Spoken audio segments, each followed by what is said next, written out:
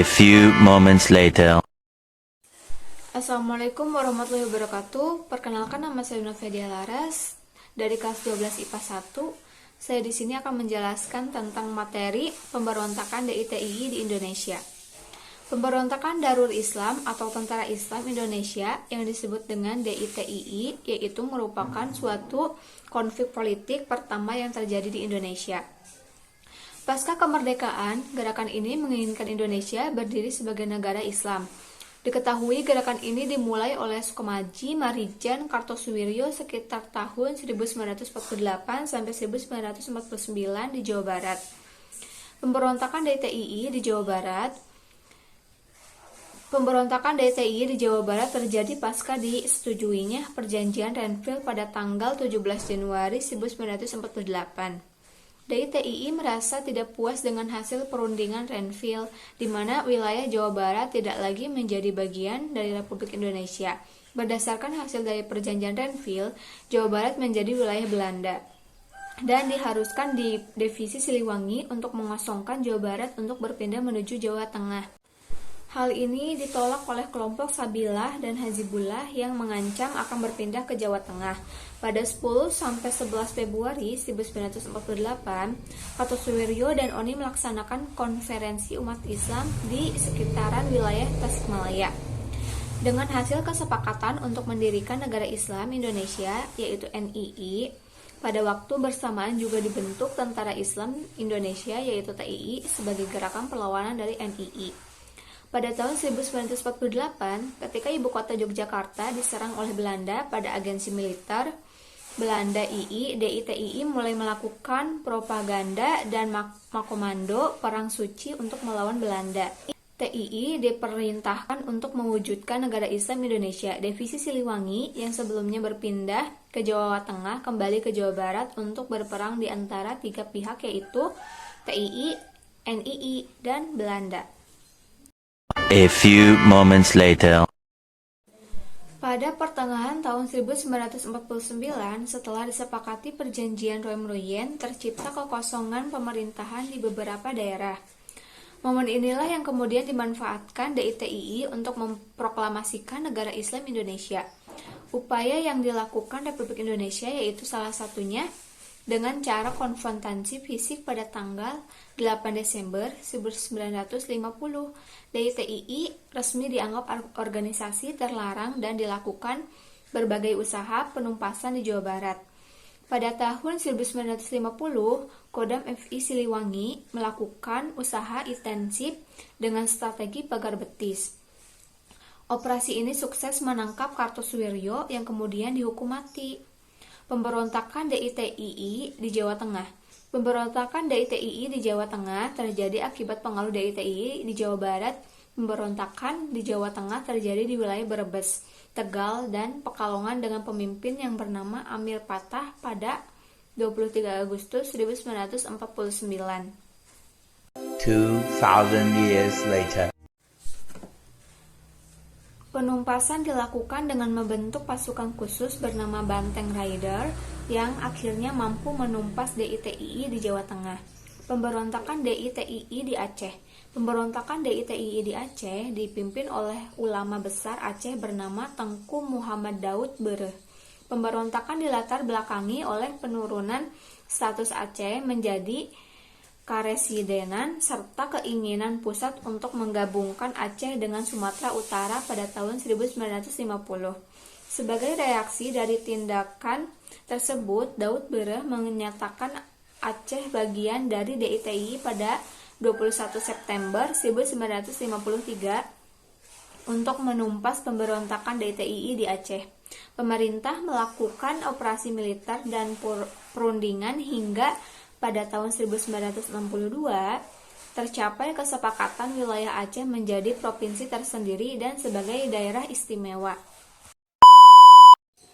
Pemberontakan DITII di Sulawesi Selatan. Pemberontakan DITII di Sulawesi Selatan dipelopori oleh Kahar Muzakar dengan nama Komando Gerilya Sulawesi Selatan yang disingkat dengan sebutan KGSS. Konflik terjadi ketika Kahar Muzakar menginginkan KGSS untuk bergabung dengan Angkatan Perang Republik Indonesia Serikat yang disebut APRIS namun ditolak oleh pemerintah pusat. Akibat penolakan ini, KGSS melakukan kekacauan di berbagai tempat. Pada tahun 1952, Kahar Muzakar menyatakan diri sebagai bagian dari negara Islam Indonesia. Dari hal tersebut, kemudian Indonesia melakukan operasi militer ke Sulawesi Selatan hingga pada akhir bulan Februari 1965, Kahar Muzakar berhasil ditembak dan mengakhiri pemberontakan DITII di Sulawesi Selatan. A few moments later. Perjanjian Renville 8 Desember 1947, Amir Syarifuddin, MRAU Sastro-Midjojo, Agus Salim. Isi perjanjian Renville ada 3. Yang pertama, Belanda hanya mengakui Jawa Tengah, Yogyakarta, dan Sumatera, dan sebagian-sebagian wilayah Republik Indonesia. Yang kedua, disetujuinya sebuah garis demarkasir yang memisahkan wilayah Indonesia dan daerah penduduk Belanda. Nomor 3, TNI harus ditarik mundur dari daerah-daerah kantongnya di wilayah pendudukan di Jawa Barat dan di Jawa Timur. NII, Negara Islam Indonesia, didirikan pada 7 Agustus 1947. Jawa Tengah, Amir Fatah, alasannya kekecewaan atas dominasi kaum kiri Indonesia, perampasan di Jawa Tengah dengan melakukan operasi gundur. Aceh, Daud Bere, alasannya karena Aceh disatukan dengan Sumatera Utara, perampasan di Aceh melalui diplomasi. Kalimantan Selatan, Ibnu Hajar, alasannya mantan pejuang Kalsel ke APRIS tidak bisa masuk perampasan gerakan operasi militer. Jawa Barat, SM Kartosuwiryo, alasan karena kekecewaan perjanjian Renville, penumpasan melalui operasi Baratayuda dan Pagar Betis dilakukan oleh rakyat. Pada akhirnya Kartosuwiryo ditangani di Gunung Geber, Majalaya, dan Kartosuwiryo dihukum mati. Pemberontakan PKI Medium 1948 dipimpin oleh Musso dan Amir Syarifuddin. Keduanya adalah tokoh PKI atau tokoh kiri. Musso merupakan pimpinan PKI yang pergi ke Soviet dan kembali ke Indonesia dengan membawa paham komunis baru. Dan kemudian PKI berubah haluan yang awalnya bekerja sama dengan pemerintah untuk melawan Belanda. Kemudian PKI 2,000 years later. bekerja sama dengan nasionalis progresif dengan orang-orang yang ingin melawan orang-orang pemerintah.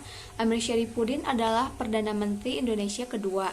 Sewaktu Amir menjadi Perdana Menteri, dia diutus untuk menjadi wakil Indonesia di Perjanjian Renville. Di Perjanjian Renville ini, Amir dianggap gagal oleh Mayumi dan PNI karena wilayah Indonesia semakin sempit. Hasilnya tidak lebih baik dari Perjanjian Linggajati. Setelah Amir lengser dari jabatannya dan digantikan oleh Mohatta, dan Amir membelok ke kalbu oposisi, dan Amir mendirikan FDR, Front Demokrasi Rakyat. Kemudian Amir bekerja sama dengan Musso untuk melakukan pemberontakan di medium pemberontakan PKI.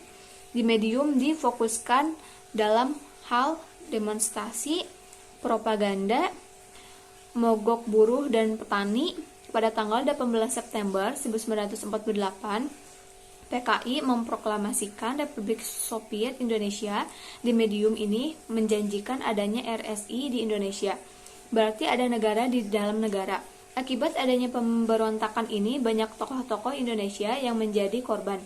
Pemerintah mengutuk divisi Siliwangi dan PKI berhasil dipukul mundur, dan akhirnya Musso mati tertembak, dan Amir berhasil tertangkap dan dihukum mati.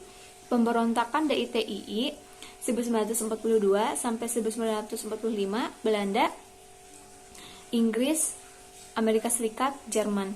Indonesia, Surabaya 1945, Agensi Militer, Perjanjian Linggajati, Renville, Meja Bundar. Pemberontakan PKI Medium, Musso, Komunis, Soviet Indonesia, Amir Syarifuddin, PM2.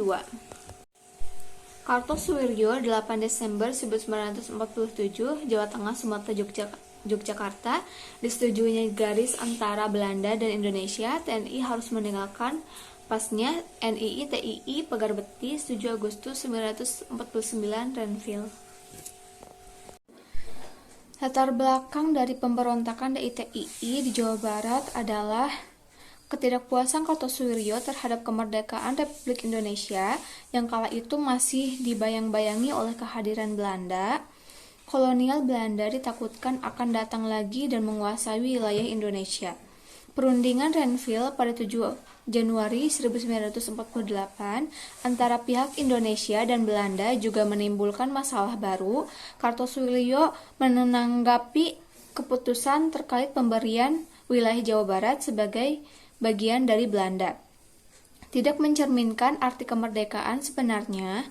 Bahkan kebijakan tersebut membuat Kartosuwiryo mengklaim Jawa Barat sebagai wilayah Indonesia sebagai independen, bukan bagian Indonesia lagi. Dalam Darul Islam, suatu pemberontakan pada tahun 1955, Van Dyck menerangkan saat itu Kartosuwiryo bertemu dengan Raden Oni dari Laskar Sabilah Tasikmalaya. Mereka berniat mempertahankan Jawa Barat bersama Sabilah dan Hizbullah. Pada Februari 1948, Tentara Islam Indonesia (TII) dibentuk di Priangan dengan menetapkan Raden Oni sebagai panglima. Penetapan ini terjadi dalam pertemuan di Desa Pangwadusan, Cisayong, Tasikmalaya. Laskar Hizbullah, Sabilillah, dan Gerakan Pemuda Islam Indonesia (GPPI) hadir di forum tersebut. Upaya pendirian NII di Jawa Barat tercium oleh pemerintah Indonesia. Kartosuwiryo dan teman-teman rupanya tidak mendapatkan informasi tersebut terkait perkembangan kedaulatan Indonesia setelah perundingan Roem-Royen dan konferensi meja bundar KMB. Tokoh Islam Indonesia Muhammad Natsir yang nantinya menjabat sebagai Perdana Menteri mengaku ditugaskan untuk Presiden Soekarno untuk mengirim surat kepada Kartosuwiryo perihal perkembangan kondisi terbaru. Namun sebutannya dalam buku Muhammad Natsir 70 tahun, kenang-kenangan kehidupan dan perjuangan pada tahun 1978, surat yang ditulis pada 4 Agustus 1959 itu tidak sampai di tangan Kartosuwiryo sesuai perkiraan. Proklamasi Negara Islam Indonesia. Lantaran tidak tahu perkembangan yang terjadi, ketidakpuasan Kartosuwiryo akhirnya mencapai puncak. Proklamasi NII sebagai negara pun dikumandangkan di Cisayong, Tasikmalaya, Jawa Barat. Pada 7 Agustus 1949, Kartosuwiryo telah menetapkan langkahnya untuk mengklaim seluruh wilayah Indonesia sebagai kekuasaan NII. Tokoh DITII di Jawa Barat ada beberapa selain Kartosuwiryo yang mengklaim sebagai imam negara. Semua pejabat di NII yang baru diproklamasikan pada 7 Agustus 1949. Wakil imam yang diisi oleh Karman, Menteri Dalam Negeri dijabat oleh Sanusi Partiwijaja, sedangkan Menteri Penerangan diduduki oleh Toha Arsyad. NII bertahan belasan tahun dengan cara gerilya di hutan-hutan di tanah Sunda untuk mempertahankan diri dari kejaran militer Republik Indonesia. Akhir pemberontakan DITII di Jawa Barat dan Kartosuwiryo, NII ternyata bukan hanya berperang melawan TNI, tetapi juga bertindak semena-mena kepada masyarakat. Akhirnya mulai timbul perasaan curiga di antara para ulama, pemerintah, dan masyarakat. Menanggapi masalah ini, maka dibentuklah Badan Musyawarah Alim Ulama untuk bertugas memantau pergerakan DITII Kartosuwiryo. Hal itu dilakukan untuk membantu pemerintah Indonesia dalam upaya penyelesaian pemberontakan DITII di Jawa Barat. Pada 4 Juni 1962, upaya penyelesaian pemberontakan DITII di Jawa Barat dilakukan oleh militer Indonesia, yakni melalui operasi Pagar Betis. Operasi tersebut berhasil menangkap para anggota DITII beserta jajaran petingginya. Berdasarkan keputusan pengadilan Mahkamah Darurat Perang Mahadper, pada tanggal 16 Agustus 1960 dijatuhi hukuman mati karena telah memberontak terhadap pemerintahan Indonesia. Pada 5 September 1962, Kartosoewirjo dibawa ke salah satu pulau di Kepulauan Seribu, dekat Teluk Jakarta. Ia dieksekusi setelah sehari sebelumnya dikabulkan permintaan terakhirnya untuk bertemu keluarganya. Tepat pada pukul 05.50 WIB, Kartosoewirjo meninggal dan itulah akhir pemberontakan DITII di Jawa Barat. Sekian yang dapat saya jelaskan dari materi pemberontakan DITII ini. Wabillahi taufiq wal hidayah. Wassalamualaikum warahmatullahi wabarakatuh. Terima kasih telah menonton. Take me back to the night we met.